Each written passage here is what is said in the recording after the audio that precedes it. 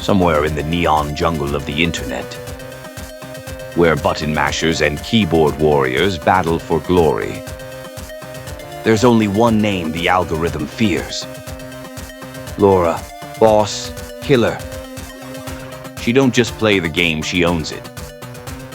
When the podcast mic turns on, so does the heat. She's dropping headshots and hot takes faster than a noob rage quits in Call of Duty. Whether she's talking life, levels, or loot, Laura brings the fire, the funny, and the finesse. She's got more style than a boss fight in slow motion. You think you're tough? Try stepping into her lobby. Laura's killing egos, glitching haters, and taking names, all while dropping wisdom on her podcast. Laura Boss Killer, where gaming meets grit, comedy meets chaos. And every episode's a new quest for dominance.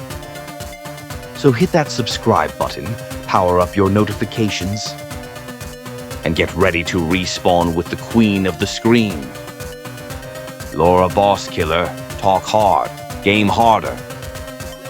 Now that's a boss you don't want to mess with, capiche?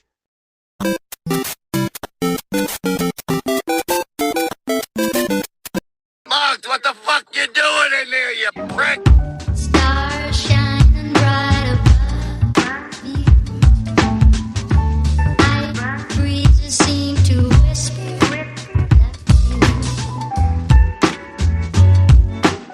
sycamore tree.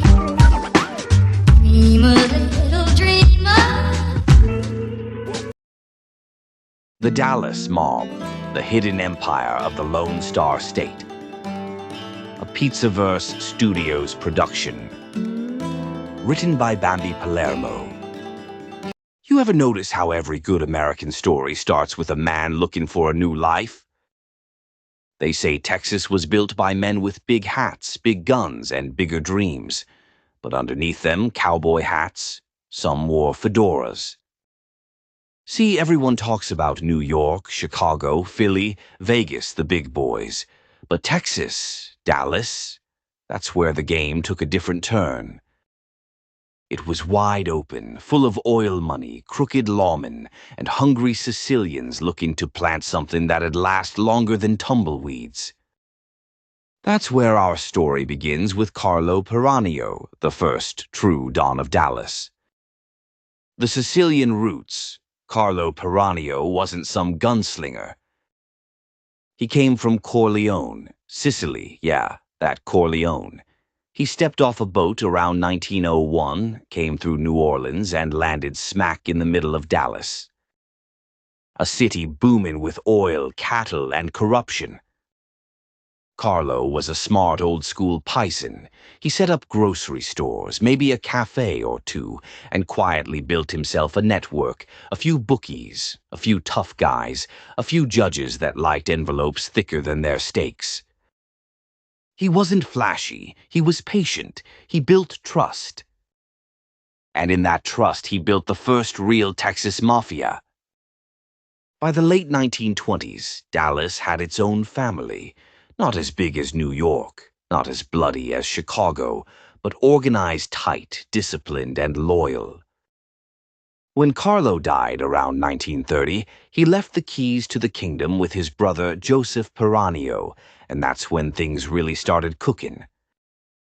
The business of crime. Joseph Piranio ran Dallas like an old-school mayor.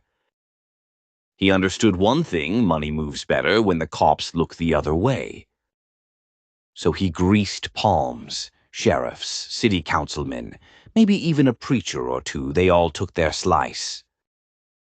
Gambling joints popped up all over: poker, dice, sports books, anything you could bet $1 on. Dallas became a crossroads for vice between Kansas City, New Orleans, and Chicago. The Piranios ran the table with discretion. They didn't shoot it out in the streets. They bought the streets. In the shadows, the family expanded into construction rackets, union deals, liquor distribution, and a little bootlegging on the side. They controlled what they could and respected who they couldn't. That's how you stay alive in this business. Enter Joe Civello. Then came Joseph Francis Civello, born 1902, Dallas's golden boy of organized crime. Now this guy, he was different. Civello wore fine suits, kept his voice low, and never raised his hand when a checkbook could do the hitting for him. By the 1940s, he'd risen through the ranks, and after the Piranios faded, Civello took the throne. He turned the Dallas family from a neighborhood crew into a regional syndicate. Civello was smooth connected to Carlos Marcello down in New Orleans, had friends in Kansas City, and respect from Chicago. He ran gambling houses, brothels, card clubs, and union scams across North Texas, Oklahoma, and Arkansas. But here's the twist. He did it so quietly that half the city thought he was just another successful businessman. The Texas touch. See, what made Dallas different was the style. Back east, you had the concrete jungle brass knuckles, back alley deals, bodies in trunks. Down here, you had heat, oil, and wide-open spaces. A Texas gangster didn't need to hide, he just had to blend. You'd see mobsters sitting next to oil tycoons at steakhouses, politicians at charity dinners, priests at poker games. Money didn't smell.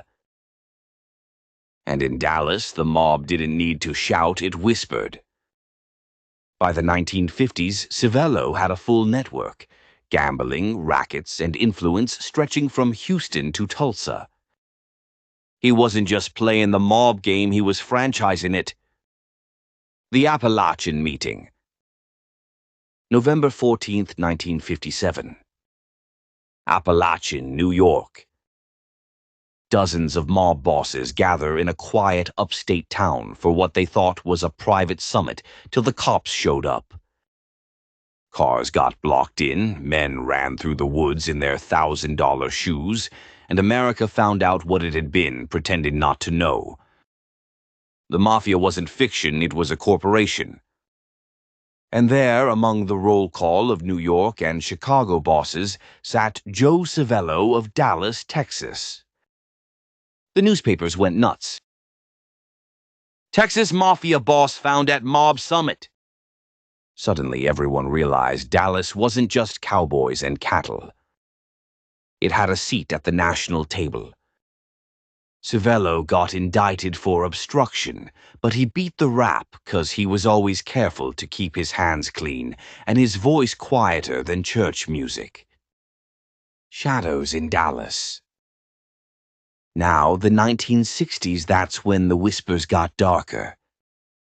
Dallas was booming, but behind the neon signs, things were shifting.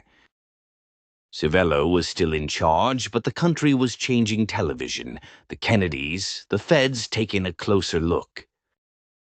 And then came November 22nd, 1963, the day President John F. Kennedy was shot in Dealey Plaza. Every theory in the book came alive after that.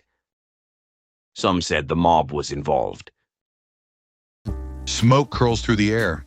A single spotlight hits a black fedora resting on a grand piano. Then to a low hum, a bass line creeps in. They say music soothes the soul, but his music, it makes it confess.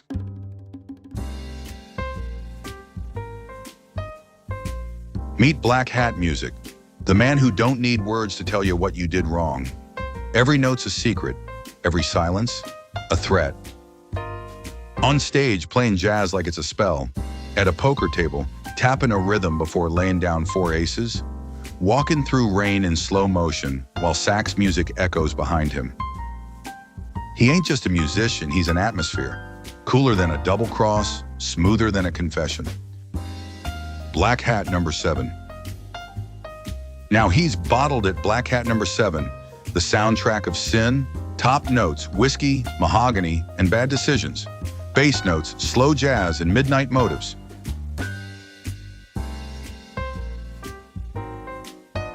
Every song's a story, every story's got a price. You can't fake that kind of cool. You either got it or you get out of his spotlight. Black Hat music where temptation meets treble. Black Hat music, soundtrack of sin. Because every empire needs a theme.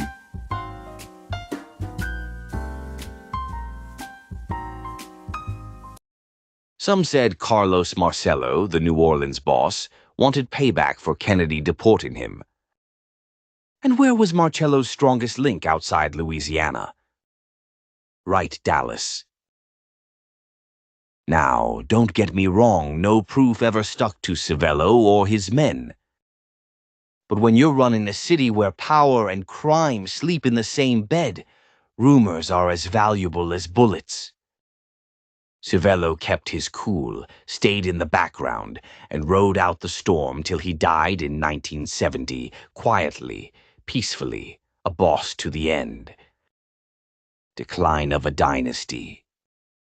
After Civello passed, the Dallas mob started slipping.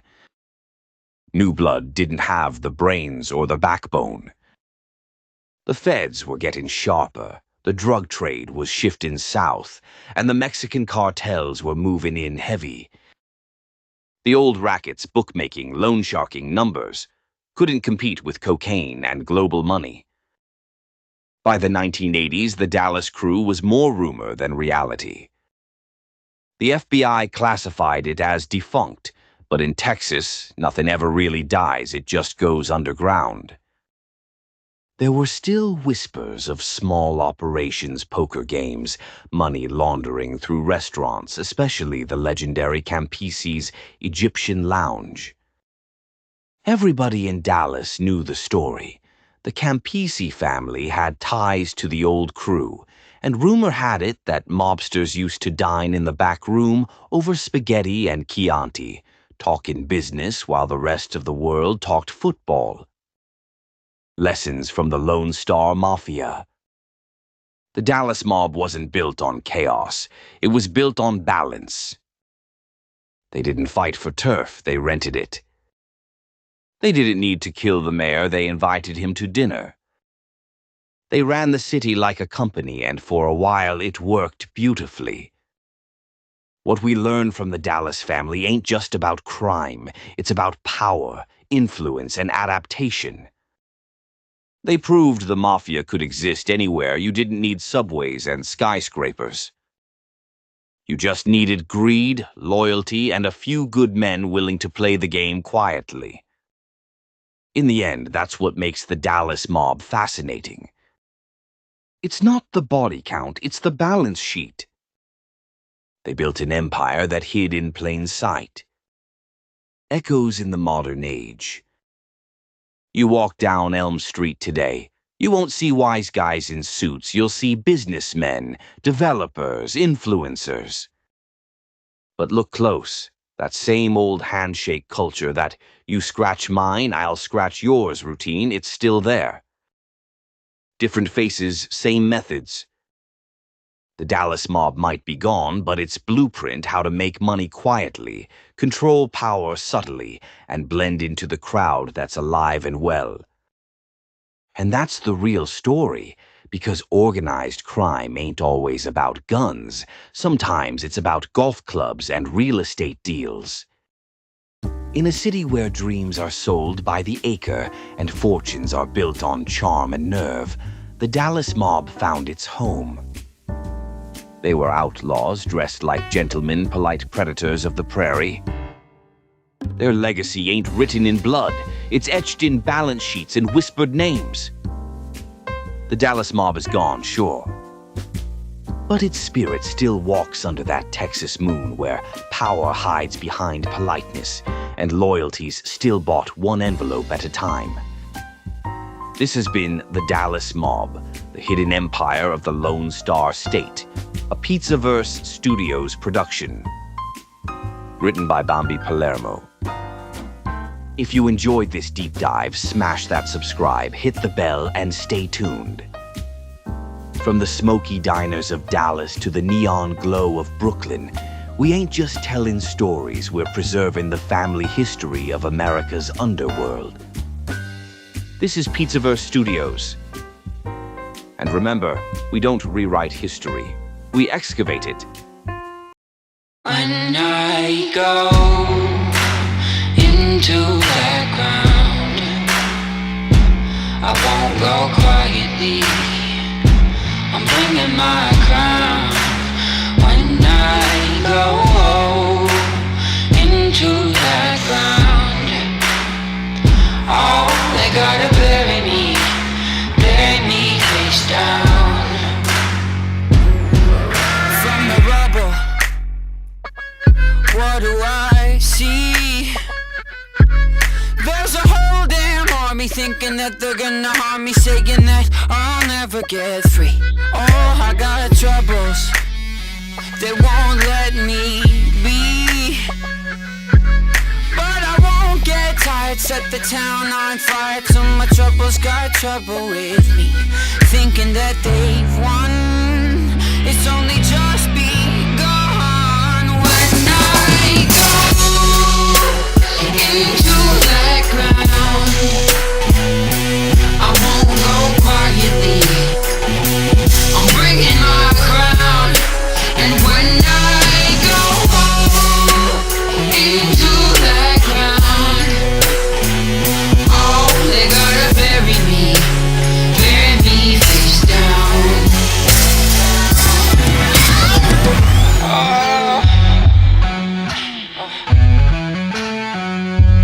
I've been on the run since I was a boy, but now I'm done running. Got another thing coming, watch my enemies get destroyed. Oh, I got troubles of more than one kind, but I never sleep. Gotta bury me 6 feet deep where the sun don't shine.